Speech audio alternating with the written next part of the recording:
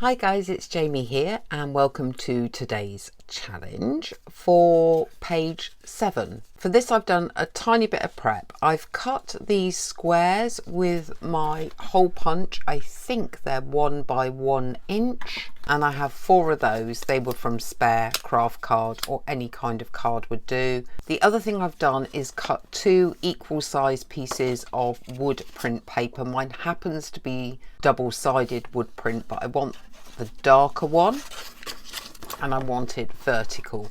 You don't have to use wood print paper. You could do this as a window. I happen to be doing it as a door, therefore you could use any pattern paper. When I say 2 pieces, it's because we are going to seal them together, unseal them, then do some extras. The reason we're sealing them together is so that we can use this as a stencil, cut round, and then put them back together with some acetate in between to make the door.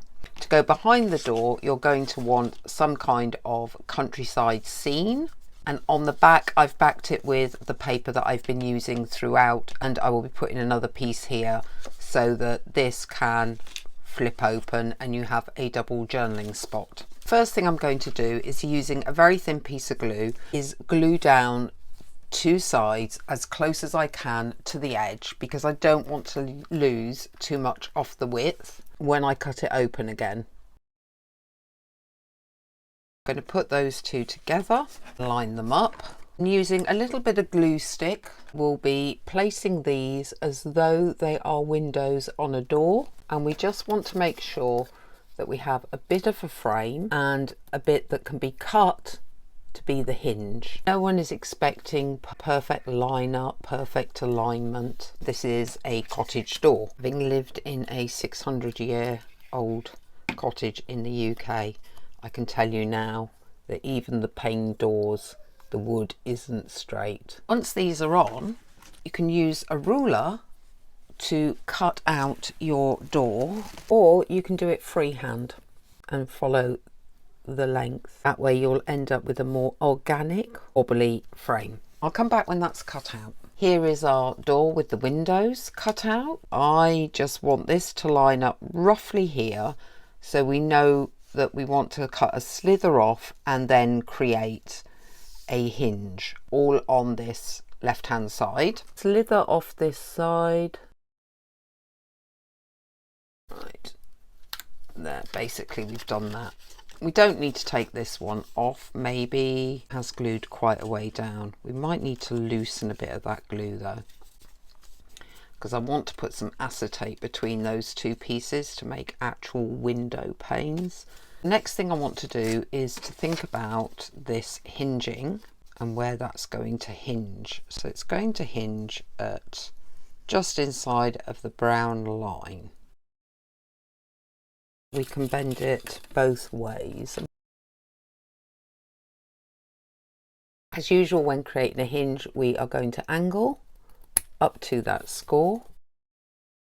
I have packaging and we need to cut this so that it will fit inside that window area. You have white core showing on paper. If you want to, you can take a bit of vintage photo or whatever matches your paper and sort of go round and get that white core before adding the acetate. Now we're going to put this in here. I need to make sure it goes onto the frame. I've done a little something here to represent a door handle.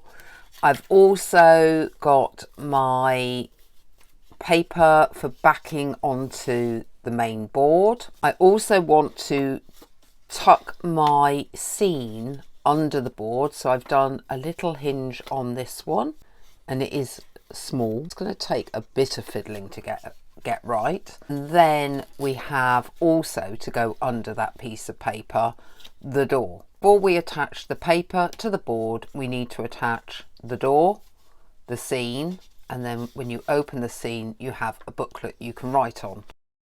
We are going to attach this one to this one about halfway, but obviously you do need your little gap on that bend so it can turn.